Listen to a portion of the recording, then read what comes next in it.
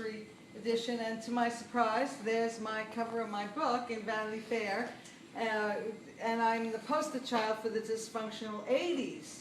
And so that's what I'm writing about. It says here under my photograph, party time, New Year's Eve, revelers in New York, usher in the 80s. It was a decade that began our manic episode. So that'd be me. And oddly enough, it's the same photograph taken by Alan Tannenbaum, a very, very prominent rock photographer. And the gentleman in the photograph with me, his name is Richard Sassin, and he had the great distinction of being painted by David Hockney recently. So he lives in LA, and he and I are working on this book together, but these are some of my stories.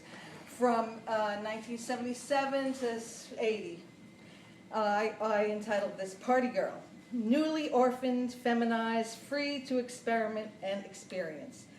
My youth, unleashed on the dirty, gritty streets of New York City, 1977, Greenwich Village, excerpted from We Were Nobodies. Now I have to say, walking through here in fabulous Billyburg, I discovered that this very neighborhood is very much like the Greenwich Village that we were experiencing at that time. Nothing like it now. But so here's a poem I wrote in 1977. I live the nightlife, New York City cafe life, tightrope walk and alley life, and I never sleep before dawn. I'm the saint, the slut, the passion flower of the cafe night. I'm the actress, the waitress, I'm the lady in red. You know, the one they write about on the bathroom walls. I see all the lonely men dreaming at 4 a.m. Some leave poems or roses. Some come in limousines. They want coffee, attention, a Mona Lisa smile. I'm the mysterious gypsy of the all-night cafe. They order espresso, sit by the window, and they watch me all night. Most don't even speak. They just like to dream of what life is like for the lady in red who never sleeps before the dawn. The soundtrack is Bob Dylan, She Belongs to Me. The soundtrack changes for the next scene. The soundtrack is The Clash, Police and Thieves in the Street. Oh yeah. Sara has written this poem, Figaro Graveyard Shift, in red lipstick on the white painted brick wall in the garden section of the restaurant where she will perform with her band, Total Abandon. Every other day she waitresses at the cafe. It's a 3-block walk from her apartment on Thompson Street. She wears a black skirt, black scoop neck t-shirt, and Capezio dancing shoes. She stashes her tips in her black cobbler's apron. It's not a hard job. Her friends work there. She smokes a joint and rolls some to smoke later at work. Everyone in the village smokes pot on the street. The Figaro Cafe is packed with characters. The staff is a bunch of out-of-work actors, writers, artists, musicians. The cook sings opera. The regular customers are artists, beatniks, students, instigators, agitators, philosophers, performers. Waitressing is a physical performance. The little blue pills help keep the energy up and keep off the weight. The espresso machine is run by the drummer, who not so secretly sucks the gas out of the empty whipped cream cans to get a pop of buzz.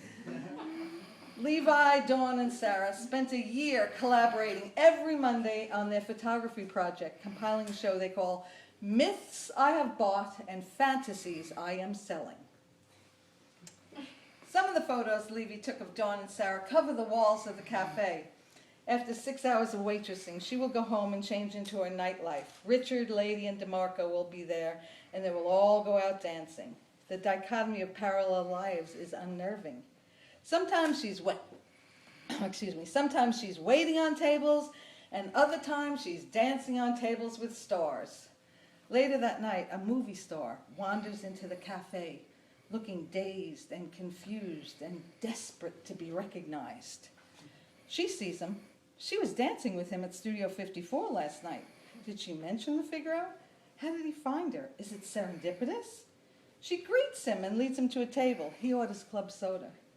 She reminds him, we danced at Studio 54 last night. Oh, was that you, he says. He walks around the cafe looking at the art show. He's particularly interested in the photograph this triptych where Dawn and Sarah's bodies spell out the word sex, S-E-X. So he asks her, "Is that you and your girlfriend? Are you lovers?" "We're friends," she answers. "Looks like you're more than friends. Do you have a girlfriend?" "You know, I like to watch two girls together." She can't believe the movie star is asking her to perform for him.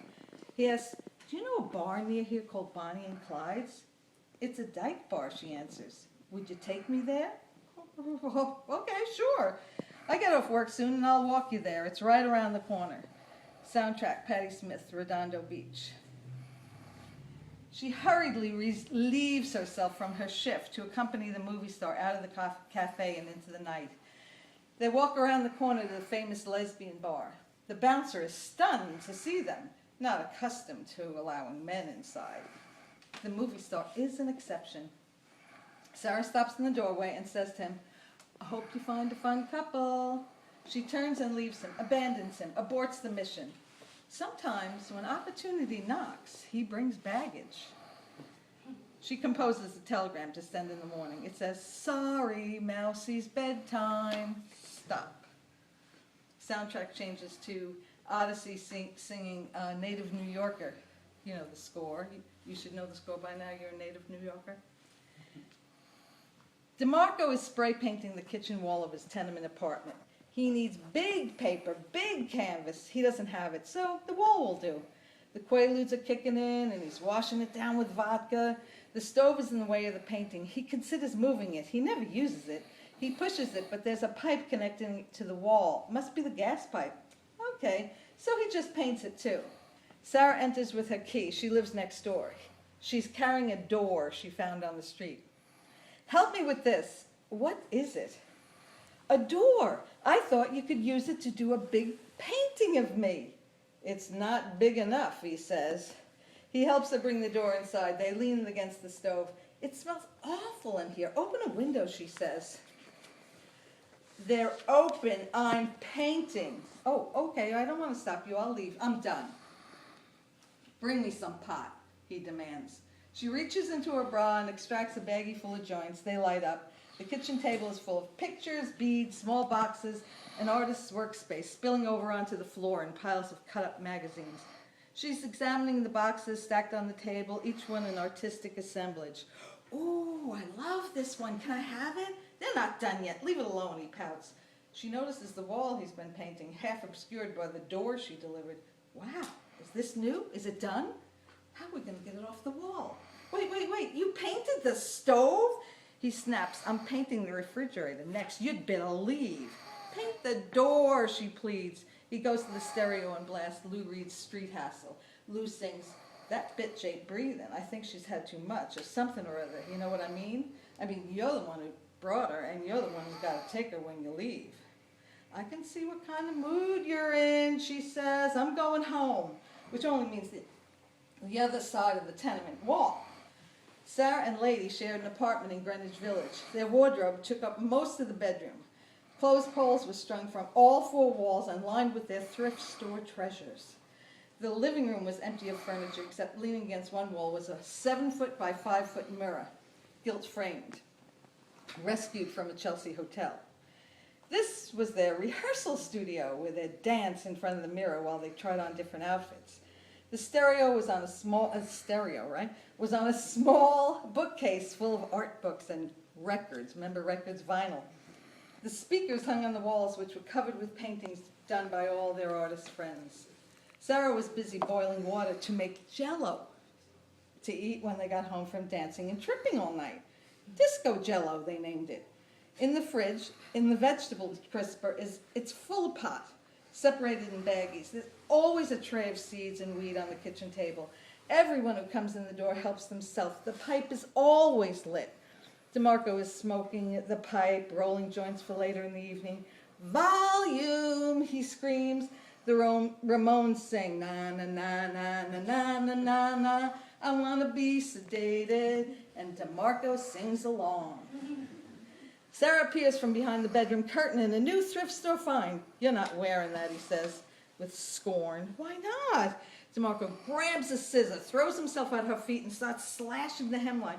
What are you doing? She tries to stop him. I'm fixing it. You're not going anywhere looking like a nun.